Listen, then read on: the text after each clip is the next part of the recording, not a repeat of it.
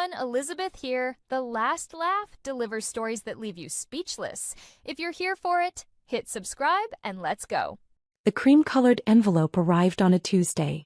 Heavy cardstock. My mother's monogrammed seal pressed into burgundy wax. I already knew what it would say before I opened it. Margaret's 65th birthday celebration. The Peninsula Hotel. Saturday, April 15th. Formal dining. 7 p.m. Then, handwritten in my mother's perfect cursive at the bottom. Olivia. Perhaps it's best if you don't attend this year. Your lifestyle isn't appropriate for this venue or these guests. I set the invitation on my kitchen counter and went back to my coffee. My phone buzzed. My brother Daniel. Got your invitation? He texted. Yeah. Mom's friends are judges. State legislators. The university dean. Don't make this weird. Understood. Seriously, Liv. She's worked hard on this. Just stay home. I didn't respond. I had a conference call with the State Department in 20 minutes. This wasn't new. My family had been excluding me from their events for 6 years. Ever since I'd quit my corporate law job at Morrison & Hale to waste my degree on nonprofits, as my father had put it. My mother had been particularly vocal. You had a partnership track position. $340,000 a year. And you threw it away to work with refugees? It's embarrassing, Olivia. My brother Daniel had become a partner at the same firm I'd left. My sister Caroline married a federal prosecutor and now hosted charity galas that made the society pages. They fit perfectly into my parents' world of country clubs, political fundraisers, and strategic social connections. I worked 60-hour weeks coordinating international resettlement programs, lived in a modest apartment in a diverse neighborhood my mother called unsafe, and drove a 7-year-old Subaru. At family gatherings, I was the topic they worked around. The uncomfortable subject. The daughter who'd had so much potential and squandered it on idealism. Last Thanksgiving, my mother had literally seated me at the children's table while Daniel and Caroline sat with the adults. I was 32 years old. Christmas had been worse. My father had given Daniel a Rolex. Caroline received diamond earrings. I got a gift card to Nordstrom with a note. For professional attire. In case you reconsider your choices. I'd stopped going to most events after that. It was easier than watching them pretend I didn't exist. But this felt different. This wasn't just discouragement. This was a formal disinvitation to my own mother's birthday. Wednesday morning my phone rang. Unknown number with a DC area code. Ms. Reeves? This is Jennifer from Ambassador Chen's office. The ambassador wanted to confirm your availability for Saturday evening. The dinner is still on? I asked. She hasn't changed her mind? Absolutely not. Ambassador Chen specifically requested we coordinate with your schedule. She's flying back from Geneva on Friday just to make sure she doesn't miss it. I pulled up my calendar. Saturday at 7 o'clock. Yes, I'll be there. Perfect. Security detail will meet you at 6:45. The ambassador also wanted me to tell you she's bringing the photos from the signing ceremony. She thought you'd want copies. After I hung up, I looked at my mother's invitation again. The Peninsula Hotel. 7 p.m. Ambassador Chen had picked the same venue. The same time. I smiled. 6 years ago when I'd left Morrison & Hale, I hadn't just quit corporate law. I'd walked away from everything my parents had planned for my life. But I'd walked toward something they knew nothing about. In law school, I'd done a summer internship with the International Rescue Committee. I'd met refugees who'd fled war zones with nothing, rebuilt entire lives in new countries, learned new languages, started businesses. Their resilience had changed everything I thought I knew about success. After graduation, instead of taking the corporate position my father had arranged, I joined a small nonprofit called New Horizons International. We specialized in coordinating resettlement programs for refugees from conflict zones. The pay was terrible. The hours were brutal. My parents were mortified. What they didn't know was that I was good at it. Really good. Within 2 years, I'd restructured our entire coordination system, built partnerships with 12 countries, and tripled our successful placements. Within 4 years, I was directing the entire Western Hemisphere operation. And I'd met Ambassador Catherine Chin. She'd been Assistant Secretary of State then, overseeing refugee policy. We'd worked together on a crisis situation involving 3,000 displaced families from a collapsed regime. I'd coordinated resources across 7 countries in 3 weeks. She'd told the Secretary of State that I'd accomplished what her entire department couldn't. When she'd been appointed ambassador to the UN 2 years ago, she'd asked me to be her unofficial advisor on humanitarian coordination. Unofficial because I refused government positions. I liked the autonomy of nonprofit work. But we'd grown close. She'd become a mentor. Then a friend. Then, when her goddaughter moved to Boston for college, she'd asked if I'd look after her. "Olivia," she'd said over dinner one night, "you're the daughter I would have chosen if I'd had children. Would you let me make it official? Be my goddaughter?" I'd cried. Actually cried. My own mother couldn't be bothered to save me a seat at the adult table. And one of the most powerful diplomats in the world wanted to claim me as family. We'd had a private ceremony. Just the 2 of us and a judge friend of hers. Catherine had given me a jade bracelet that had belonged to her grandmother. "Family heirloom," she'd said. "For my family." Since then we'd had dinner every Saturday when she was in the country. Our weekly strategy session, she called it. We'd talk about my work, her negotiations, world events. She'd introduce me to ambassadors, ministers, policy directors. Last month, she'd arranged for me to coordinate the entire refugee response for a developing crisis. The UN Secretary-General had personally thanked me. Catherine had been in the room, beaming like a proud parent. My actual parents didn't know any of this. They'd never asked about my work. Never visited my office. Never met my colleagues. To them, I was still the disappointing daughter who'd wasted her potential on charity work. Thursday, my sister Caroline called. "Mom's really upset you're not coming to her birthday."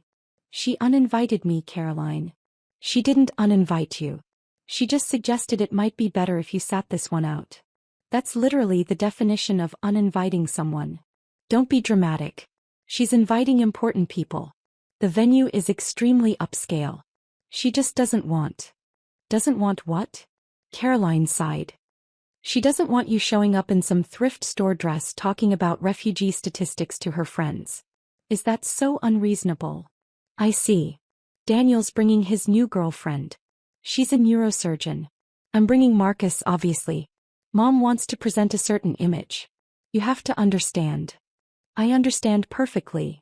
So you're not coming? I didn't say that. Olivia. I'll see you Saturday, Caroline. I hung up. Friday my father called. He never called. Your mother is very anxious about this dinner. I need to know you're not going to cause problems. I'm not planning to cause problems, Dad. Are you planning to attend? I haven't decided. Olivia, be reasonable. You know how your mother gets. This is important to her. The guest list is very distinguished. Several judges from the appellate court. A state senator. The university president. She's trying to rebuild her social standing after your choices affected the family reputation. That stung more than I expected. My choices affected the family reputation? You left a prestigious firm to work in a church basement coordinating food banks or whatever it is you do. People talk, Olivia. Your mother has had to field questions for years. What I do, I said slowly, is coordinate international humanitarian relief operations for displaced populations across multiple continents. But you've never once asked, so you wouldn't know. Don't be condescending. We're talking about your mother's birthday. Can she count on you to stay away? Yes or no? I looked at my calendar. Ambassador Chen's name written in for Saturday at 7 p.m.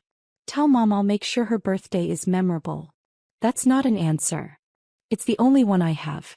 I'll see you Saturday, Dad. I hung up before he could respond. I spent the afternoon getting ready. Not my usual routine. I normally lived in business casual and sensible shoes. But tonight required something different. I chose a navy silk dress I'd bought for a State Department reception last year. Simple, elegant, perfectly tailored. Pearl earrings Catherine had given me for Christmas. The jade bracelet. My phone buzzed at 6:30. Security detail is en route. 15 minutes. Jennifer from the ambassador's office. Perfect. Thank you. At 6:45, 3 black SUVs pulled up to my building. A woman in a dark suit approached my door. Ms. Reeves? I'm Agent Martinez with Diplomatic Security. We're ready when you are. I grabbed my clutch. Let's go. The Peninsula Hotel lobby gleamed with crystal chandeliers and polished marble. Agent Martinez stayed 2 steps behind me as we entered. The ambassador is waiting in the Wellington room, she said quietly. But she asked us to wait in the lobby until 7:15. I checked my watch. 7:02. Through the glass doors of the dining room I could see my mother's party. 20 guests seated at an elegant table. My mother at the head wearing burgundy silk and her best pearls. My father beside her in a tuxedo. Daniel and his neurosurgeon girlfriend. Caroline and Marcus. They were laughing. Toasting. My mother looked radiant. Ms. Reeves. Agent Martinez touched my elbow. The ambassador is approaching. I turned. Catherine Chin walked through the lobby with the bearing of someone who'd negotiated peace treaties and addressed the UN Security Council. Gray suit. American flag pin. 3 more security agents flanking her. She saw me and her entire face lit up. Olivia. She embraced me warmly. I'm so sorry I'm late. The flight from Geneva was delayed. You made it. That's what matters. I wouldn't miss our Saturday dinner for anything. You know that. She stepped back, studying me. You look beautiful. That's the dress from the State Department reception, isn't it? Good memory. I never forget important events. She glanced toward the dining room where my mother's party was visible. Is that my mother's birthday dinner? Yes. Catherine's expression shifted. The one you weren't invited to? The one I was specifically uninvited from. Apparently my lifestyle isn't appropriate for the venue. I see. Her voice had gone very quiet. Very dangerous. I knew that tone. She used it in negotiations when someone had made a serious miscalculation. Catherine, you don't have to. What time did their dinner start? 7 o'clock. Perfect. We're right on schedule then. She turned to Agent Martinez. What's our table situation? Private dining room, ma'am. The Wellington room. Excellent. Catherine paused. Actually, Agent Martinez, what time is it? 7:14, ma'am. Then we have time. Catherine turned to me and I saw something I recognized. The strategic mind that had outmaneuvered hostile governments and brokered international agreements. Olivia, would you mind if we said hello to your mother? It would be rude not to acknowledge her birthday since we're in the same venue. I understood immediately what she was doing. Catherine, you don't have to. Nonsense. It's simple courtesy. She was already walking toward the dining room, security detail adjusting seamlessly around her. I followed, my heart pounding. The maitre d' opened the door to the private dining room. My mother was mid-toast, champagne glass raised. And I'm so grateful to be surrounded by such distinguished friends and family on this milestone. She stopped. Her eyes locked on me. The room went silent. Olivia. My mother's voice was ice. What are you doing here? Every head turned. Daniel's jaw dropped. Caroline looked like she'd seen a ghost. My father slowly set down his wine glass. I started. I'm so sorry to interrupt. Catherine stepped forward smoothly, and suddenly 6 security agents in dark suits were visible in the doorway behind her. I'm Ambassador Catherine Chin. I was just greeting my goddaughter and noticed her family was dining here. I wanted to extend birthday wishes. The room had gone absolutely still.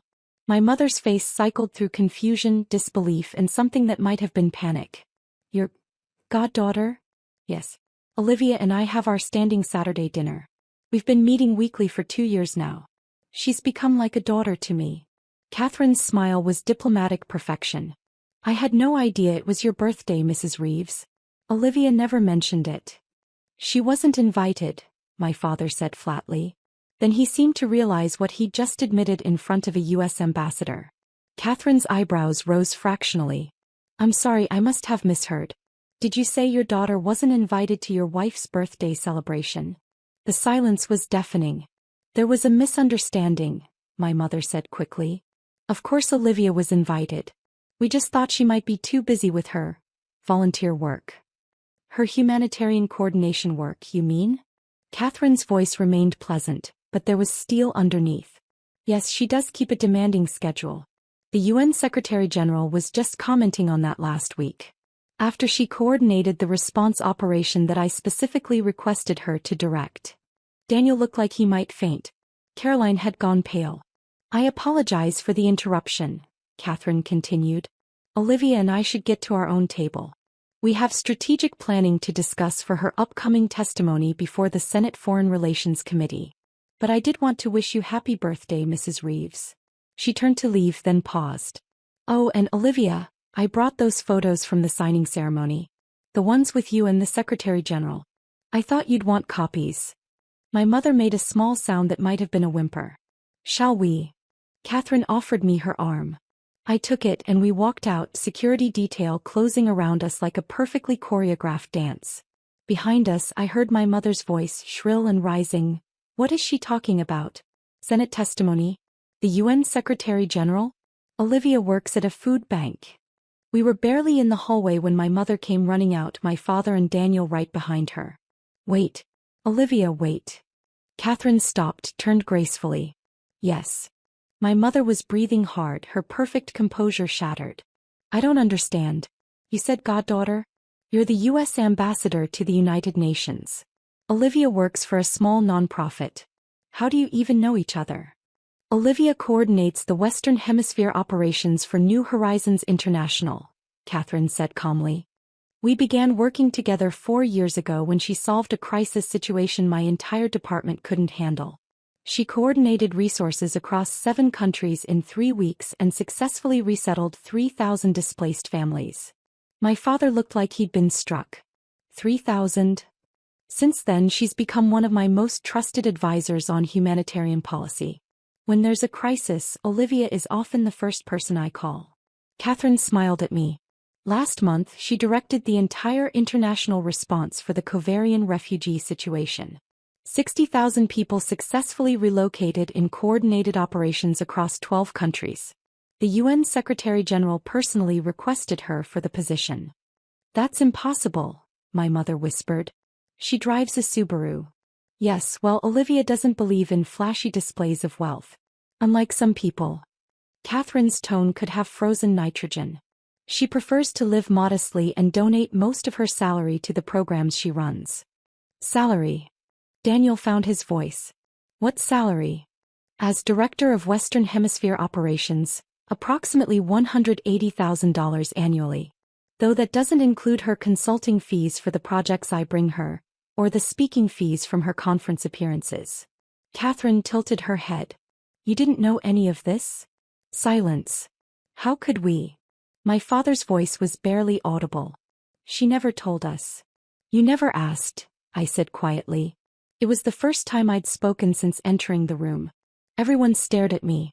6 years, I continued. 6 years I've been doing this work. Not once did any of you ask what my job actually entailed. You assumed. You decided I'd wasted my life. And you never once asked me to explain what I actually do. You quit Morrison and Hale, my mother said desperately. You gave up a partnership track position. To coordinate humanitarian relief operations that have successfully resettled over 85,000 refugees across the Western Hemisphere. To build sustainable integration programs in 17 countries. To advise the U.S. State Department on crisis response policy. I met her eyes. I didn't waste my career, Mom. I built one you never bothered to understand. Caroline had started crying. Daniel looked shell-shocked. My father simply stared. The Senate testimony, my mother said faintly. What testimony? The Foreign Relations Committee has asked Olivia to testify as an expert witness on international humanitarian coordination, Catherine said. It's scheduled for 3 weeks from now. I'll be introducing her. He checked her watch. Speaking of which, we really should get to our dinner. We have her testimony to prepare, and I wanted to discuss the position the Secretary General has offered her. Position. The word came out strangled from my mother's throat. Deputy Director of the Office of Coordination for Humanitarian Affairs. Based in New York. It would make Olivia one of the highest-ranking humanitarian officials in the UN system. Catherine smiled. Though she hasn't decided if she'll accept. She's concerned about leaving her current programs. I hadn't actually been offered the position yet. Catherine was exaggerating. But the look on my mother's face made it worth staying silent. Now if you'll excuse us. Catherine nodded politely. Happy birthday, Mrs. Reeves. Enjoy your dinner. We walked away. This time my family didn't follow. Our actual dinner was in a private dining room on the opposite side of the hotel. Catherine had ordered my favorite dishes. Her security detail stationed themselves discreetly outside. "I'm sorry," I said once we were seated. "I didn't mean to drag you into family drama." "Olivia." Catherine set down her menu and looked at me seriously. "That woman uninvited you to her birthday because she was ashamed of the life you've built. A life, I might add, that has materially improved the world for tens of thousands of people. You have nothing to apologize for. She's still my mother. Then she should act like one." Catherine's expression softened. "Family isn't just biology, Olivia. It's the people who see your worth, who celebrate your successes, who show up for you. Like you. Like me." She raised her wine glass. "To chosen family. And to women who change the world whether their families notice or not." We clinked glasses. My phone started buzzing. Text after text. "Daniel, why didn't you tell us?" "Caroline, I had no idea. I'm so sorry." "My father, we need to talk." "My mother, please call me." I silenced my phone and set it aside. "Not ready?" Catherine asked. "Not even close." We spent the next 2 hours talking strategy, policy, upcoming projects. Catherine told me about Geneva. I told her about the new partnership I was building with organizations in South America. This was my real life. This mattered. These conversations that shaped international policy and saved lives. Not whether I was impressive enough for my mother's dinner parties. Sunday morning, my parents appeared at my apartment. Unannounced. Both of them looking like they hadn't slept. I almost didn't let them in. But curiosity won. "We owe you an apology," my father said before I'd even closed the door. My mother looked smaller somehow. Diminished. "I didn't know, Olivia. I truly didn't know. Because you never asked." "You're right." She sank onto my couch like her legs wouldn't hold her anymore. "I made assumptions. Terrible assumptions. About your work. Your life. Your worth. You seated me at the children's table at Thanksgiving. I'm 32. She flinched. "I know. You gave me a Nordstrom gift card for Christmas and told me to reconsider my choices. I know. You uninvited me to your birthday because my lifestyle wasn't appropriate. I know." Her voice broke. "I know what I did, Olivia. I spent all night reading about your work. Online articles. Conference proceedings. There's a photo of you with the Secretary General. You're receiving some kind of humanitarian award. The Global Coordination Excellence Award. Last year. Why didn't you tell us?" I stared at her. "When would I have told you, Mom? At Thanksgiving when you put me at the children's table? At Christmas when you told me I'd embarrassed the family? At Easter when Dad said I'd wasted my education? When exactly was I supposed to interrupt your disappointment in me to explain that I'm actually successful?" The silence was heavy. "You're right," my father said finally. "We never gave you the chance. We decided what your life meant without ever asking what it actually was." "I called you last year," I said quietly. "After the Covarian crisis. I just spent 3 weeks coordinating the largest emergency resettlement operation in a decade.